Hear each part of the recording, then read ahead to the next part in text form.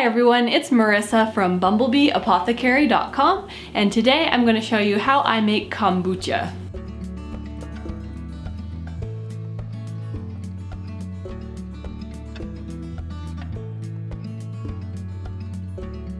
The kombucha that I like to make is the kind that uses the Jun SCOBY, and that just means that the process is the exact same way as the kind that uses sugar, but this kind uses raw honey. So it is a slightly different SCOBY. I'm just going to show you my process, and then I'm going to talk a little bit more about different ways that we like to enjoy it and answer some common questions and talk about some good things to know.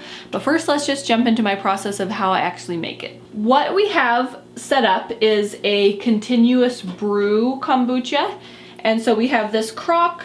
I'm gonna have links down below to where I bought all of the different supplies and the tea and the SCOBY and this continuous brew setup and everything, so check out that description box. But I really like this because it makes it very easy. You can have a nice supply of it on hand. And so when I wanna make enough to fill this up, I will try to make about 1.5 gallons of tea, of the sweet tea, at a time. So you can see the inside here, the level is quite low, so I need to replenish it. I usually try to not let it get quite that low. I try to have enough to where it's about this full, but that's okay, not a big deal. I just need to make sure I make it pretty soon.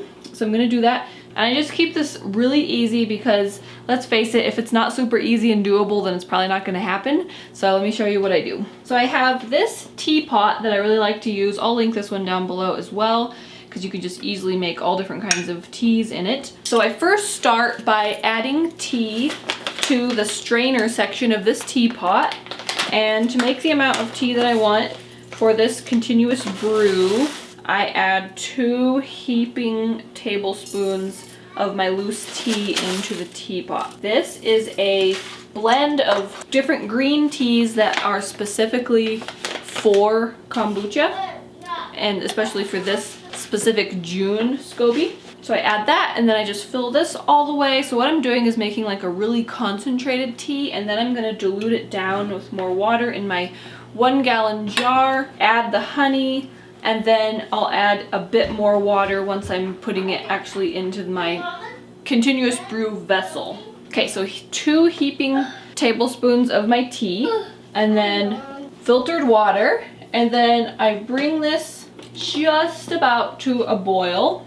As soon as it's just almost to that full rolling boil point, then I will take it off the heat, and then I let it steep for usually, like ideally, is around 10 minutes. Sometimes I'll just kind of let it sit and it'll steep longer. That's okay, not a big deal, it still works fine. But if I happen to catch it, then I usually take the tea strainer out after around 10 to 15 minutes and set that aside. And then once that has cooled to where it's warm but not still super hot, I will add my tea that has been brewed and some more filtered water into here. And for this amount of sweet tea that I'm making, I add about 1.5 cups of raw honey. When you do add the honey to the tea to make the sweet tea, you do want to make sure that the water is not too hot. I like to do like just a gentle warmth. That lets the honey mix in easier than if it were just totally room temperature or colder, although you can. It just takes a little bit longer to stir in. But you don't want it hot because that can kill the enzymes, or it will kill the enzymes in the honey, and you need those enzymes left intact so that the SCOBY will be able to brew properly. So if you have the type of SCOBY that uses sugar instead of honey, this process is exactly the same. You just want to check out that description box for that link to the website where it tells you exactly how to do it with sugar and the right measurements for that and everything. Once the honey is all nice and stirred in to the sweet tea thoroughly, so I can tell it's really combined, then I go ahead and add all of this plus another about 1/2 gallon of water to my continuous brew vessel. And then I will just put the lid back on, and then it's ready to brew. I find, and I've also heard from other people too, that Jun SCOBY brews quicker than the regular kombucha SCOBY that uses sugar. And again, this depends on the temperature of your home and all of that. The warmer that your home is, the quicker it will brew. But usually it's ready to drink after around 3 to 5 days or so, and then it'll just continue getting a little bit tartar as time goes on. To kind of balance that out, I like to try to not let the level get super low, but to make another about 1 gallon size batch as soon as the level comes down around halfway, so that it continuously is the right flavor. So that's the ideal way, and I just keep up with that the best I can. So you might be wondering, what does SCOBY mean? So it stands for Symbiotic Colony of Bacteria and Yeasts. So that's what makes it one of the really wonderful things to enjoy on a regular basis, because it is full of beneficial bacteria and yeasts, and as you know, those are so amazing for our digestive system and our body as a whole. One of my favorite things about kombucha too is not only is it super beneficial in that way, it's also really tasty. So it's a really great introduction for people coming to fermented foods, because it reminds them of like pop or something, or soda if you call it that, or something similar. It's bubbly, it's got a really nice pleasant taste, and so people enjoy it right off the bat quite often.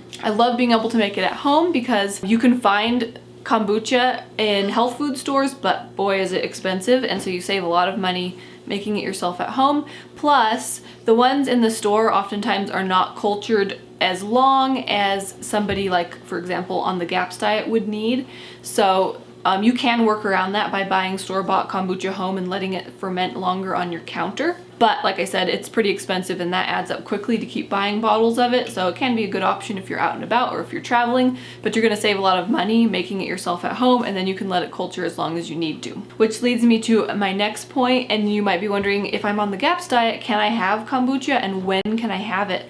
So yes, you can. It's another great fermented food to add as you're ready. Dr. Natasha says that you can start having kombucha on GAPS intro, and between her and different GAPS practitioners and GAPS coaches and professionals, there's a little bit of differences in opinion.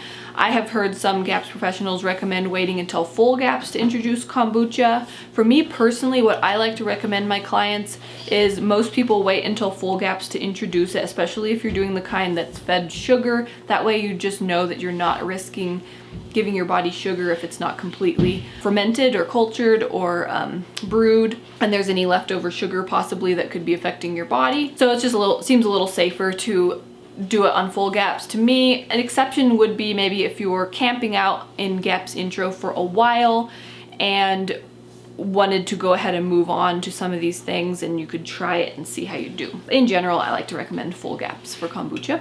And then if you are on GAPS and you're wondering, how do I know my homemade kombucha is at the right stage for me? You want it to taste tart. So you want it to be brewed long enough so that it does not taste sweet anymore.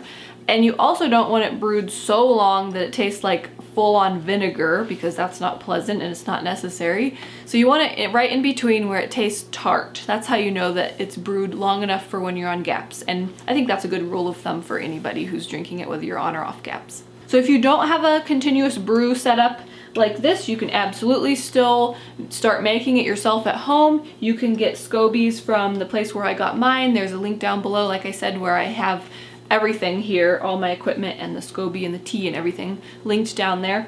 You can also get them from friends. If you get in touch with your local Weston A. Price Foundation chapter, that's oftentimes a great place to find SCOBYs, because the thing is, they grow. They grow a new layer on the bottom that you can peel away, and then you have to get rid of those every so often. And so that can be a really great way to get one, if somebody has some that they don't need and can just give them away. You can also buy them, like I said, and then you can use whatever container you have. Something like this can be a really good thing to get started with.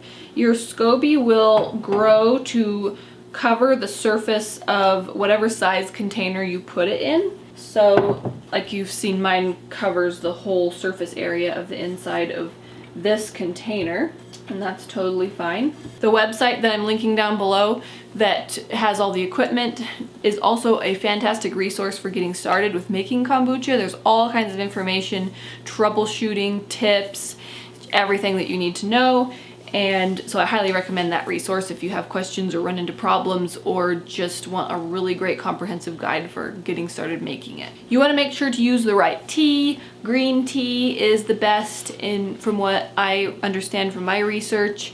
and that website that I'm linking down below has all the recommendations and sells the different kinds of tea that are great for using with it. And then depending on what type of SCOBY you have, you'll either feed it the raw honey like I'm doing, or you'll dissolve white sugar. And sometimes people want to know if they have that type of SCOBY, can I do alternative sugars like coconut sugar or something like that? And the answer is no. You need cane sugar because you need the right type of sugar for the microbial activity to take place, and the alternative sugars don't work as well. Another fun thing to know about kombucha is that you can do a second ferment and make really fun flavors. So when you first have it culture and brew, then you'll get kombucha. It's somewhat fizzy, it tastes great, and that's just like your basic kombucha. And then what we like to do is sometimes when we have the time and feel like it, we'll put some kombucha in here, and then you can add so many different things to flavor it. You can add herbs, berries, different kinds of fruit, lots of different things, and then you cap it and you let it sit on your counter for usually around 2 days, and then move it to the refrigerator, and then it is the most delicious, bubbly, fizzy drink with the flavor of whatever you put in there. I like these flip top bottles because they make it really easy to brew and then pour out of, and they look fun too. So that's something that we really like to do. When you're first starting to drink kombucha, it's a good idea to start slowly with a small amount and gradually increase, because if you start with too much, you can trigger too strong of a die-off reaction, because like any fermented or cultured food, the beneficial microbes are going to go in and want to start cleaning up, and that triggers some die-off, which is good. You just don't want too much of it at once. So I recommend starting really small,